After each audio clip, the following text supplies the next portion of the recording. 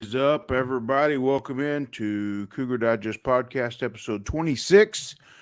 A big one for the Cougars as they reach the Sweet 16 and they get prepared to square off with the Duke Blue Devils. As always, I'm joined by Kevin. And tonight we're joined especially by Josh Smith from the Devil's Den podcast and Devil's Den website here on 247 Sports. Welcome in, Josh, and tell me a little bit about where Duke stands on this whole process right now. Obviously, they're in Dallas as well with Houston, but I know you've been communicating some with Adam, and he's been doing some interviews down there. Where do you think they're at right now?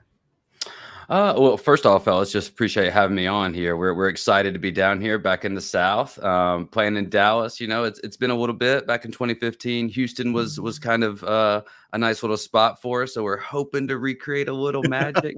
Exactly.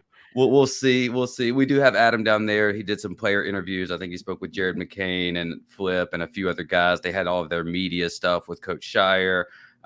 So, you know, we're ready to buckle up and see if we got anything for this defense. Definitely. Obviously, Duke is known for their program. I mean, for us, for the casual Houston fans or whatever, you know, they know Duke from the greater landscape of college basketball, Coach K and all that stuff. And obviously, they've moved past that now and have started a new regime over there. What's it been like since the transition? And do you feel like this team is finally starting to come a bit out of the shadows of that previous regime and starting to build their own reputation for themselves? You know, K just was Duke for so long, right? Like, I don't know if we'll ever really, and to be honest, I don't know if we should, right? Do we want to really get that far removed from that? I mean, he's still, that legacy, that brand is still just really strong. I think for most of us fans, it helped having a guy like John Shire, who's one of us, right? He's a national champion as a player in 2010. Obviously, a lot was made about how it came to be, but as a fan, it was kind of nice. We had a year that we knew, right? This is the last guy. He's coming in. He's got a little bit to recruit. You know, I'll say it's nice to be in the Sweet 16. So as far as that goes, like expectations coming in, but, you know, this was a preseason top 5 team. And so maybe we didn't quite figure it out at the level that we thought we were going to. But, you know, we've won 2 so far, and we'll see where this thing takes us. Yeah, definitely. I think obviously, I mean, Duke's legacy is centered around Coach K, obviously, but I know they're trying to move past it to an extent, like you said. Should we move past it? Should we not? Type deal. That all makes sense coming off of a legacy like Coach K's. But like you said, they're starting to reach again levels. And how long? Remind me again. How long has Coach K been gone? This is Shire's second year. So Coach K went to 2022 as his last. A little bit of a hangover still, but again, some of the recruits and whatnot that especially hasn't hurt recruiting. Hasn't hurt recruiting. Yeah, they got 6 recruits in with 5 more 5-stars and one's a 4-star. So exactly, recruiting hasn't gone down at all. You know, with Coach K leaving, but that just goes with the legacy that he's left behind with the program. That it still has that brand name. It still has that lore around the country that they're a top program, and they're not going away anytime soon just because Coach K is gone. So yeah, no, you got Duke. Duke is Duke, right? Isn't that the exactly? Duke's always going to be Duke, and I mean their program deserves the respect it gets.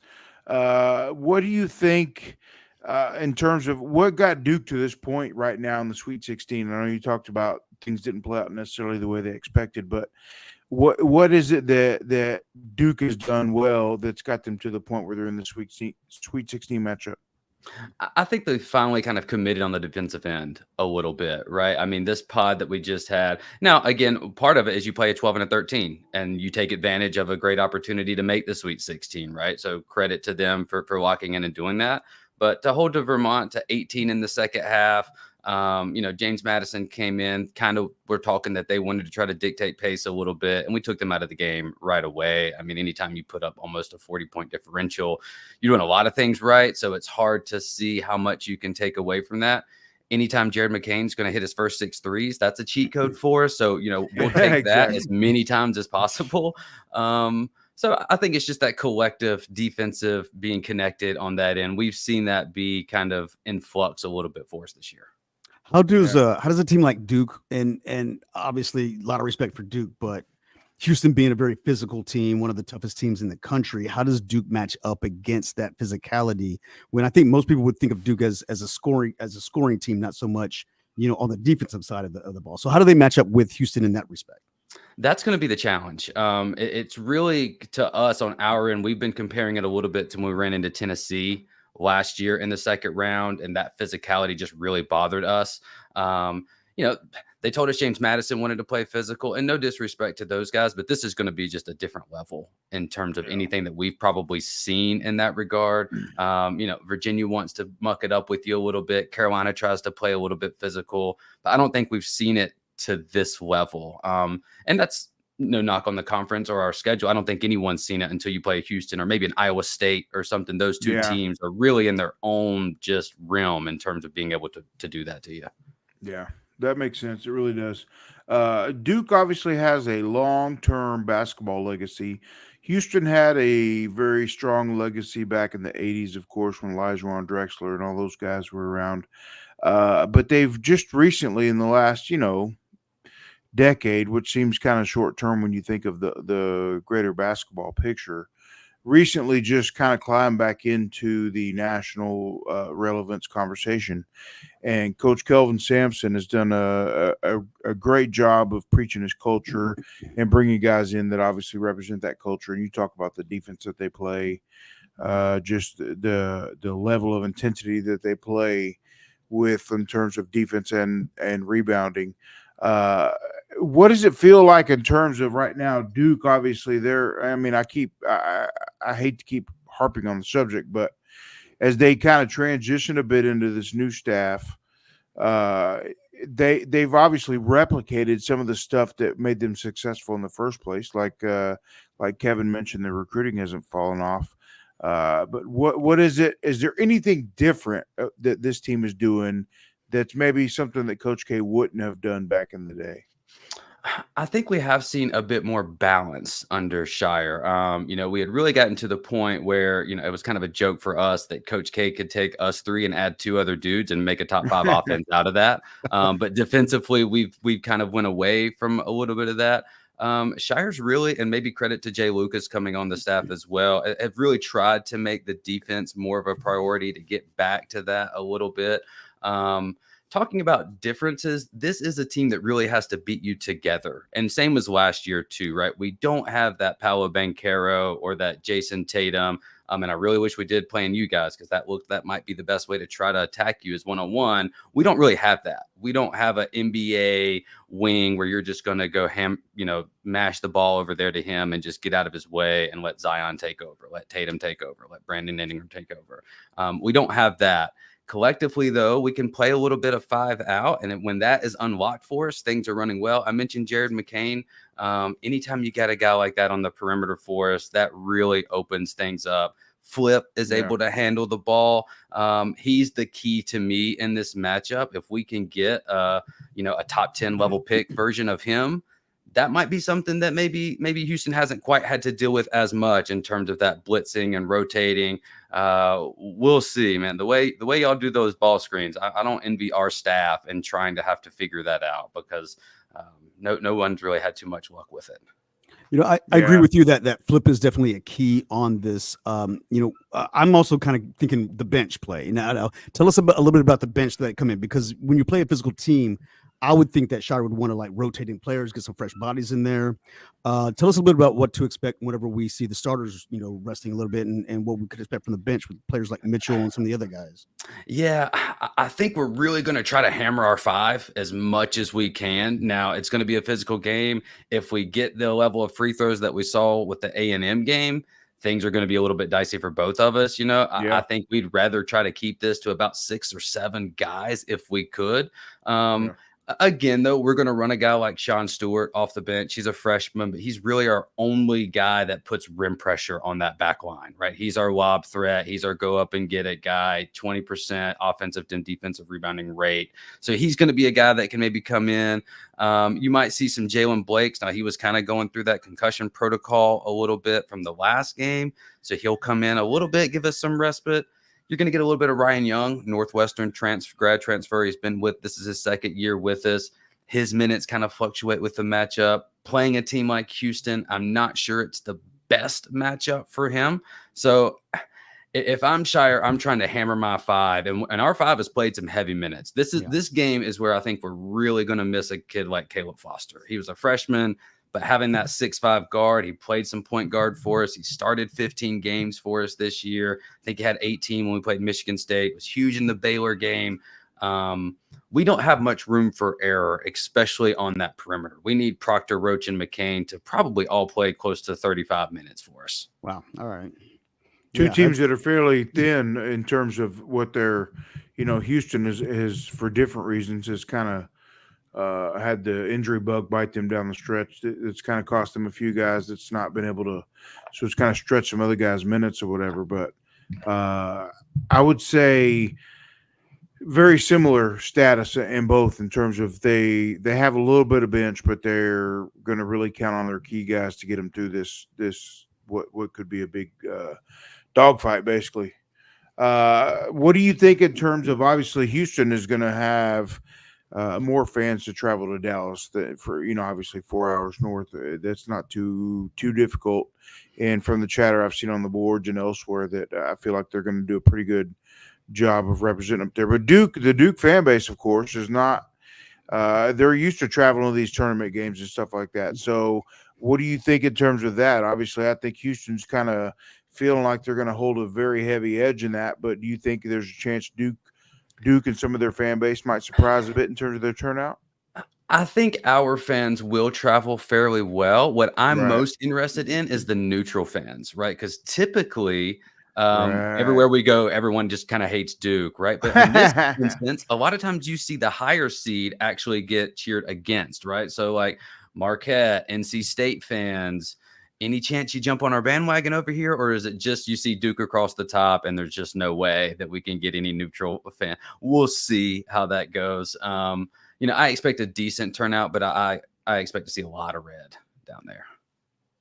And Duke's definitely like what I always think like of the Dallas Cowboys. You either love them or you hate them. There's not really a lot of gray area whenever it comes to fan support, whenever it comes to fans that aren't Duke fans, and what they think about them. But that's good to have that target on your back. That means you're doing something right. That's true. And so definitely have a lot of respect for them. How do you see this? What does Duke need to do in order to win this game? I mean, is it the physicalness? Is it just trying to get to the free throw line? I mean, A&M. I'm sure that you've watched that game. A&M had 45 free throws, 26 offensive rebounds. They fouled out 80% of our starting rotation, and they couldn't get the job done. That was an op-ed piece in ESPN. I got to quote that. But what is it going to take? How is Duke going to do what A&M couldn't do? I think A&M showed a little bit of it, but again, they were able to do some stuff one-on-one that I don't know if we're really going to try to unlock in that way. To me, it's when I look at Houston, it's almost perplexing that they're able to force that many steals and get that many blocks. That's the part where it's like they're not giving you anything there. I've watched a little bit when they played BYU, and BYU is able to just kind of start shooting a bunch of threes and force them out of that blitz coverage. To me, that's going to be part of it, is can we avoid those live ball turnovers? Because those are going to be just deathly. Right now, you're going to have some turnovers, but if you're allowing these guys to volleyball pick six you and just run and get easy points, that's going to be hard to overcome, because Houston doesn't play very fast, but they're going to crash the offensive glass. So you're going to have to rebound. You're going to have to be able to put some bodies on guys, and you just cannot have those open floor turnovers that are just easy layups. I mean, those are backbreakers there. I've seen that. Duke is an excellent, probably one of the best transition teams in the country. So we're going to have to keep up with them also. So us playing a lot of minutes, last Sunday, not as much rest as Duke's going to have. So I think that's going to be something to look out for also. We went 10 deep last game because we kind of had to, right? When you have four people fouling out.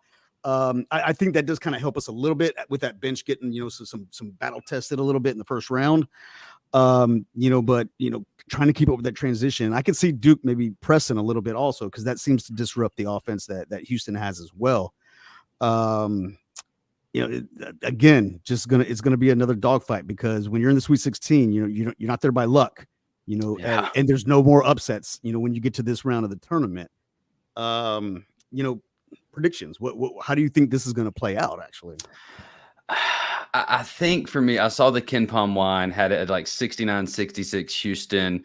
To me, that's kind of the magic number, is 70. If this game is played in the 60s, I don't really like our chances a ton in that right now, unless both teams just happen to be putting an awful product out there and we're both shooting like 31%. And it's just kind of that sort of game. If we can get this into the 70s, I would like our chances a lot more. That said, it looks like the games that y'all have lost, teams have actually done it defensively against you, where they're really just kind of holding it. Now, maybe y'all would know more about it. Maybe that's just those off shooting nights, or just, if you can kind of cut Shed off a little bit, because he seems to just do so much. I mean, he is facilitating everything. And obviously everyone wants to cut the head off the snake. No one's really been able to do it. That's something, if you can get some point of attack stuff. Proctor's 6'5", maybe you can throw a little size at him and just say, hey, if Cryer's going to be the initiator and beat us, then whatever. But we can't let what's basically a backup NBA point guard beat us, because that's essentially what he is. If he was not in school right now, he would be a high-level backup NBA point guard, maybe even a starter right now. That's how steady he is. And everybody else just operates off of him. So if you can, maybe we can trap a little bit, force one of these other guys to initiate and get y'all into your actions a little bit. Again, you got a guy that's got a 40% assist rate, top 5 in the country. He's going to have the ball. So, we're going to really have to be connected on those back sides. You're going to have to, you can't leave Cryer. You can't leave Sharp. You can't leave any of these guys. It's a tough task. It's a tough task. McCain has been picked on a little bit defensively. So who he's going to be matching up with could be interesting as well. It's going to be tough. It's going to be tough, man. I think if we can get the 70s, I like it. But. Yeah, you bring up McCain and his defensive matchup, but I was going to ask you as well, who do you think they're going to match up with who on what type deal? Like, who they're going to put on Shed? Who do you think they'll put on Cryer? Where do you think they'll put their best defender at? Yeah, Proctor's our best perimeter defender, but his best asset is what he's able to do to guys off ball. When we played Carolina, obviously Carolina swept us, but what he was able to do to RJ Davis and take him completely out of the game for pretty much for both games, running him around, chasing him off screens, just really denying that. So I don't know if we're going to say, look, okay, let's just, Cryer's shot almost 300 threes this year. Let's try to get that down, right? Let's try to just take that off so that outlet pass is not there. Or you put him on Shed. Personally, I think Roach is going to take that matchup, and it's just going to be senior on senior, and let's go, right? Like let's just see what we got here. And then, of course, adjustments along the way if need be, but right, it's going to be everybody, because we're going to switch. Right. I would imagine we're going to switch a lot. So you might have a 6'8" Mark Mitchell that just slides over there. You might even see Flip slide over there a little bit. I think we're going to probably be switching a lot here. So we'll see. Yeah, we'll see how much they pick on us. Somebody in the chat brought up Roach's finger and all that. Everything. Any update on that heading into tomorrow's game on that? Yeah, he'll be ready to go. Okay, I mean, especially senior, with a non-shooting hand. Yeah, you splint it when you got back to Durham. You wrap it, you tape it, you do whatever you got to do. But you're a senior. You're the only guy that's played in a Final Four on our team before. Yeah. I would be shocked if he's just not ready to roll. Right? Yeah, especially non-shooting hand. Yeah. All right. Well, you got anything else, Mr. Kevin? Any last questions before we let him go? I don't have any last questions. I'm just looking forward to the game. I'm glad that we're finally getting the chance to match up with Duke, because we were talking a little bit before the show. I wasn't really sure if this was the first matchup that these two teams have had, and it sounds like it is. So hopefully we'll start a new tradition, playing Duke in the tournament here, and who knows what the future comes with realignment. There's lots of chatter going on about right now, and I don't know what you're hearing on your side about things with the ACC. I don't know if you have any light you can shed on the discussion with that. I'd love to hear what your take is. Yeah, there's a lot going on, right? And we've seen where Clemson and FSU and some other teams have kind of thought, basically from our end, it's just kind of been communicated that we're not going to get caught off guard here, right? Like Duke is not going to get caught just without, no offense to some of the other teams that have been scrambling from the Pac-12 or wherever, but I don't think they're going to be in a position. Now, we don't have quite the football money, but the basketball money itself, we're the highest revenue in the tournament now, right? I think at like 28 million was the number that they put up there. Wow. So I think that brand could be strong enough. What I'm most curious in is if Duke and Carolina's like ADs or whoever are going to say, hey, we want a package deal. Because that would break my heart personally if we're talking about Duke and Carolina playing a meaningless November game, once a year, like Louisville, Kentucky do, like that would be crushing. I think from our standpoint, we want the ACC to exist. We want it to be healthy. But there's been some movement that's, maybe brought that into question. So I think we're doing our due diligence and that we're not going to be just kind of left out to be in the cold here. Well, is NC State not a part of that? I mean, you guys are all really super close right there in Carolina. Don't say it. Don't say that name. Well, we may have a future matchup revenge game against them in this tournament also. So we got to keep that in mind as well. But, I just wasn't sure how the feelings were between Duke and UNC whenever it comes to, North Carolina State in the whole realignment game. Yeah, and it's something that I think is just so integral to that area too, right? And the connection here, Kelvin Sampson from Warrenburg, just right down the road here. And so that triangle area, and even Wake Forest, who'd missed the tournament this year, but historically those four have just been so locked in. It's the heart of the conference. Right. I don't know, because once this thing starts getting pulled apart, football money is going to speak. And unless you have some kind of historic brand elsewhere to back it up, who's taking you? Yeah. Right? And to be fair, like those ACC teams that we're talking about, like Duke, North Carolina, Wake Forest, like they've been respectable at least. You know what I mean? Like Duke obviously has had a pretty good run there for a while in terms of being competitive in that conference. North Carolina, as of late, with Mac Brown back over there, of course. Wake Forest has had their times as well. So it's interesting, like, turn the clock back maybe 10 years and you think about football in the ACC outside of a few of the top, obviously the guys at the top, the obvious teams, and it wasn't so much of a parity there in the conference. But now I feel like a lot of those teams that were looked upon as the bottom half, so to speak, of the conference a decade ago are competitive now. They sneak up and get you at any point. Yeah. Well, Virginia won a national championship not that long ago also. So, I mean, ACC definitely has the teams there. Yeah. Well, it's definitely basketball, right? I think basketball, Miami was just in the Final Four last year as well, right? So Took us have out. That. Yeah. Another name we had that people don't want to hear you say. Right. Yeah. So, I think what I'm scared of the most, and I know we're going to wrap here, but you see a team like Florida State miss the college football playoffs, and they can talk about injuries and stuff, but maybe they're thinking, well, if we were not in the ACC, does that happen? Right? Is it the way that they're viewing us? I don't know. If you lose something like a Florida State, that's going to be a massive hit. So I think they have to try to figure that out. But again, there's a lot of money that we're talking about to walk away from these contracts right there. Yeah. I mean, I don't see how they're going to be able to do that unless the SEC's like, screw it, we'll buy that out. We don't care. That's a huge court battle to come, so to speak. Yeah. Yeah. It's going to be a nightmare. I keep hearing rumblings about the ACC, not just on the basketball, but more on the football side, where I don't even know if the SEC really wants to. Do they really even need to add any teams? I mean, they have cleared paths to the playoffs.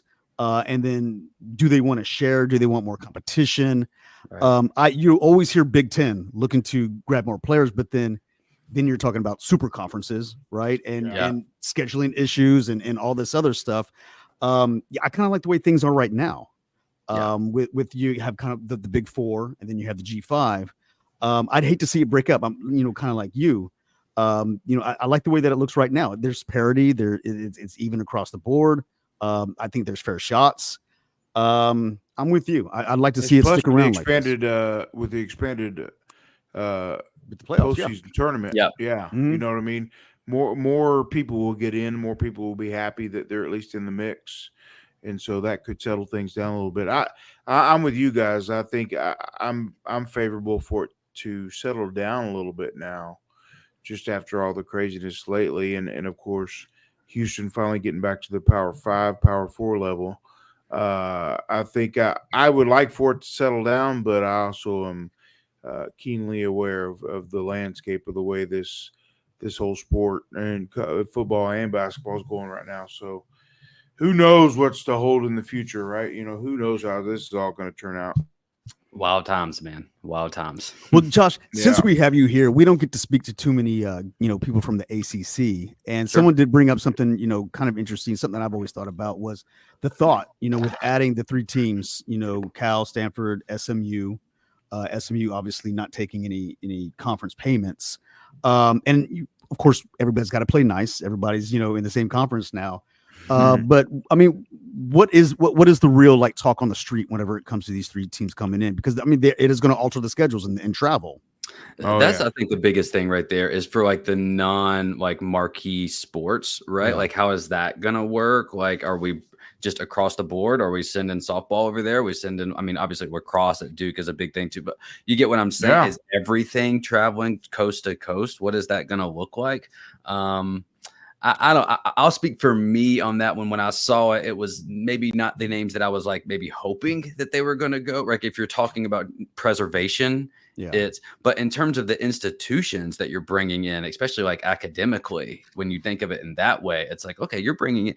It's sad though that a program like a Stanford or Cal is having to even do that, right? Yeah. Is having to even go through that. There's prestige over. It's very surreal. Yeah. Yeah, it's gonna be wild that first year flying over there, and am I gonna have to catch a game at 4:00 Eastern or so? About truly coast to coast and the time zones impacting it, and travel costs for the non outside of football, basketball, maybe baseball. The travel costs for that's just gonna be bonkers. If I remember right, I thought that they worked something out where they're gonna have tournaments in Dallas. I think right. Something like that, try to find a central location. That makes sense if they do that. Not basketball, not football, but all the other sports. I don't know how baseball is going to work like that, but I guess the meets that they have for track and I guess swim, diving, all that other stuff. Lacrosse, maybe, I'm not too sure, but that is a lot of travel for non-revenue sports, as you put it. But I think I remember that they had something where they were we'll just play in Dallas or something like that. Yeah, and they're going to have to figure something out, right? Because that is not sustainable. I think it's still transitioning even. Yeah. Still fluid. It is. It is. Well, Josh, I really appreciate you joining us tonight. I know we played tag for a while with everybody and your staff over there. Yeah. People traveling to Dallas tonight for the game tomorrow. And there's even games tonight. So I even thought twice whenever I was setting all this up the last little bit this afternoon. I was there's other games on and this and that. So I'm glad we went forward with it. I definitely appreciate you joining us and just sharing a little bit of your insight into the Duke side of this matchup tomorrow night. I would encourage everybody. Why don't you go ahead and share if you would? Obviously, you're part of the team there on 247, but share anything you can where we can follow you or your teammates there at the Duke site. Sure. Yeah, I appreciate it. So we're over on 247 Sports at thedevilsden.com. You can follow me on Twitter. I'm not a huge Twitter person. I use it just to kind of post our episodes at Devil's Den Pod 247. Obviously, you have at the Devil's Den over there as well, the work that John and Adam do. I've been a part of that, or I've been with on the boards following as a fan probably for the better part of 16 or 17 years now, back in the old Scout days. And wow, it's been a journey. Days. Yeah, it's been a journey, man. So I appreciate you having me on, and I'd tell you good luck, but yeah, exactly. We won't hold it personal if you don't wish some good luck. I get that. I do. Yeah. But yeah, looking forward to a good game tomorrow night. Yeah, man, should be a good one. Thanks, Josh. Right, appreciate the input. Yeah, thanks for joining us tonight. All right, fellas, y'all be good. All right, go Cougs. There you go. Way to squeeze it in there. All right, the last minute, Kevin.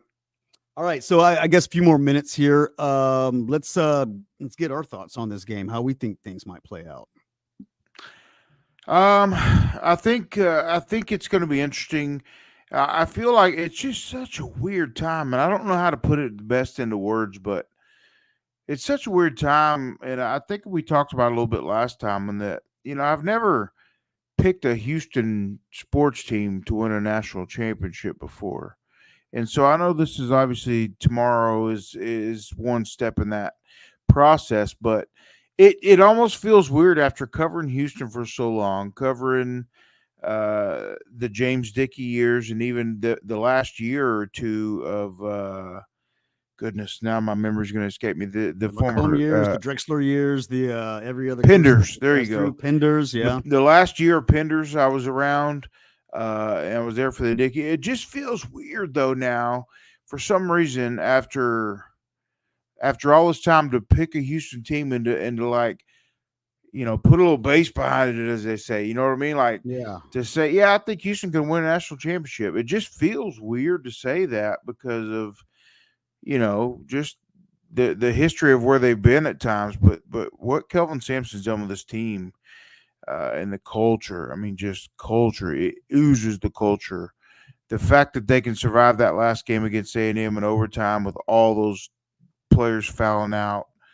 And I mentioned this last time we were talking on the last podcast on Tuesday, I believe. Just the fact that he was able to squeeze every last drop out of that sponge and get him through that game is just it leaves you in awe a little bit. It makes you start to take the side of, I don't think there's anybody they can't beat. You know what I mean? Yeah. And so I feel like going into this, like Houston's got to be the team to pick on this. But I know the spread's not huge. I know Duke is Duke. Obviously, they don't have Coach K over there anymore.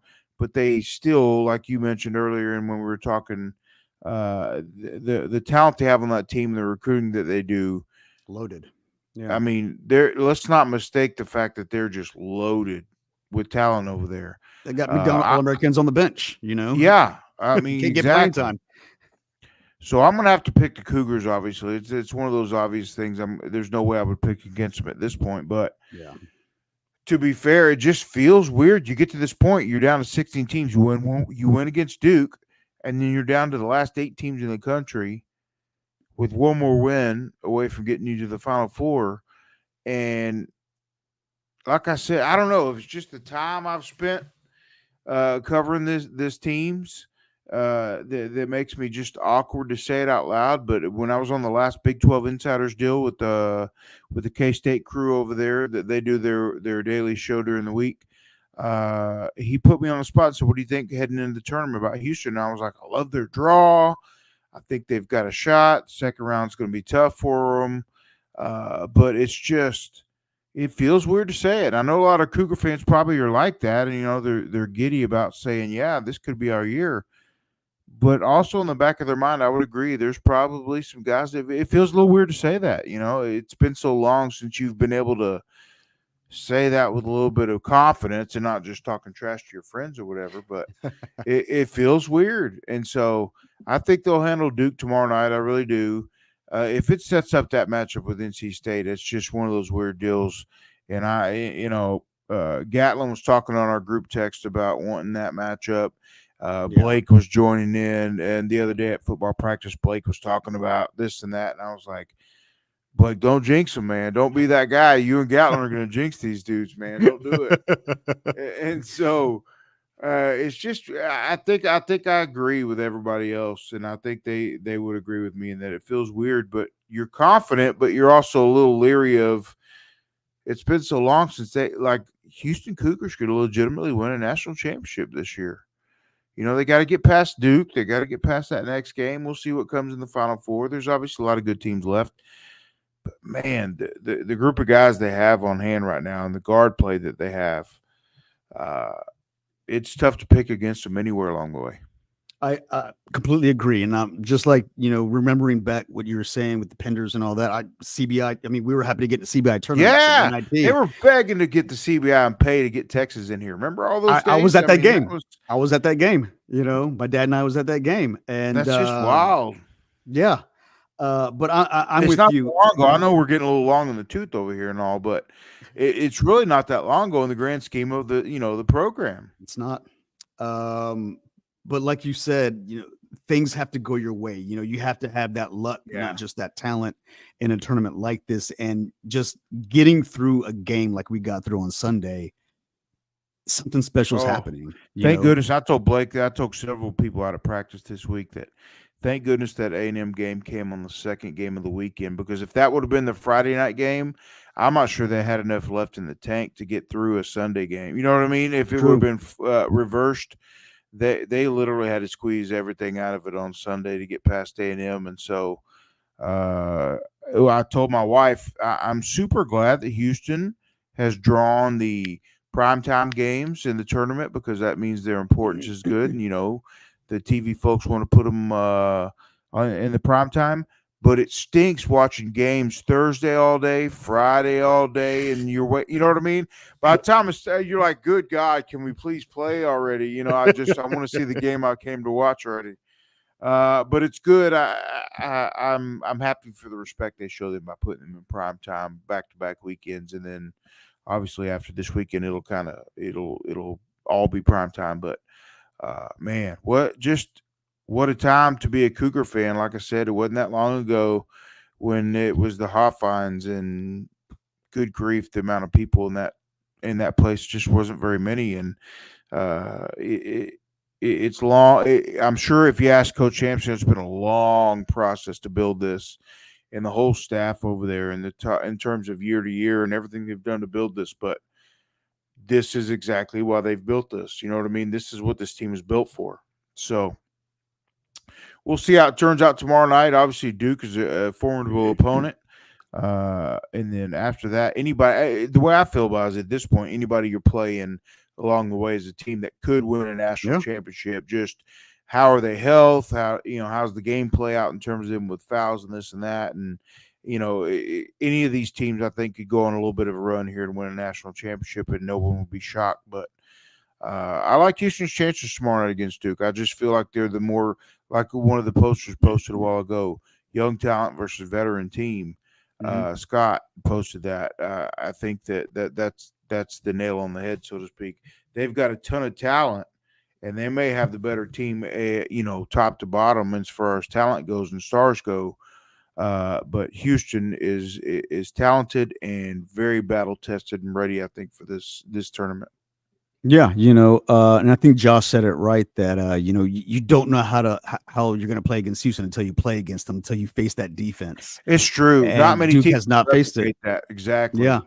So while Duke has the talent, we have faced more talented teams than what we have, and we've come through.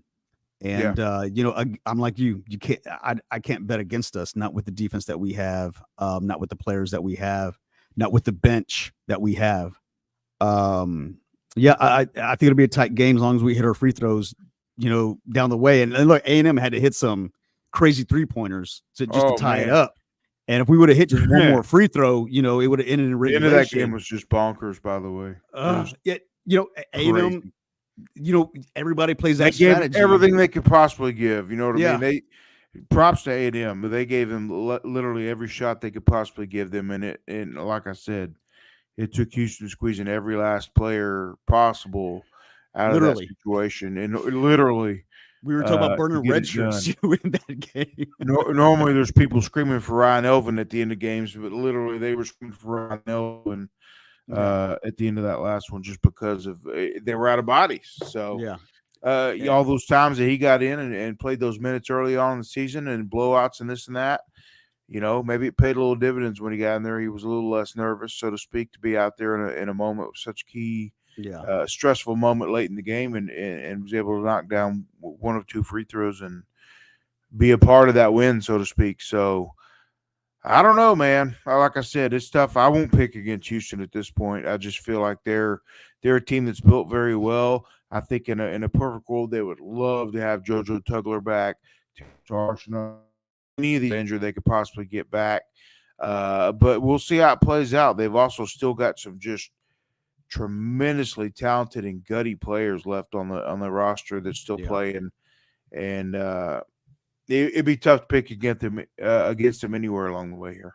And I think that Walker's going to be a key in this game. I think we're going to see more minutes from him to get relief for some of those starters. So I think Walker is going to be definitely a factor in this game because he brings that energy. He brings that energy. We saw it in the game. He's working his way back, right? Yeah, and he's had several days to rest. Get healed up. Everybody has. So I definitely expect to see. If Samson calls your name, you better be ready. And I think Walker will be ready, and I think this team will be ready. Yeah, I agree. Yeah.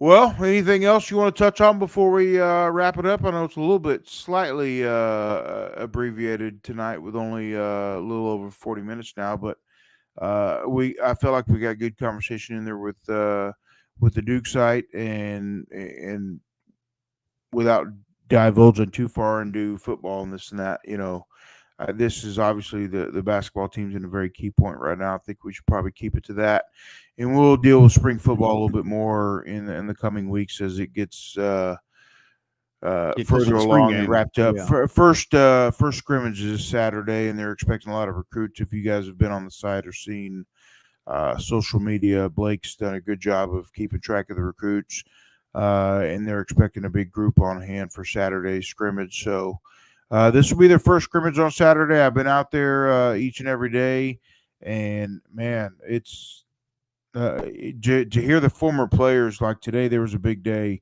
with the former players. You had Donovan Mooten came back today. You had Javarius Owens. You had Art Green. Pat Paul was out there, which I knew he had pro day coming up, but I was like, aren't you supposed to be at a pro day or something? And he said, no, he leaves tomorrow. So it was a good day for them coming back. Obviously, a ton of coaches out there every day, but to hear the former players, especially Donnie Mooten, you can't get him to keep from saying what's on his mind. He's one of those guys, zero filter, and most times it's really good.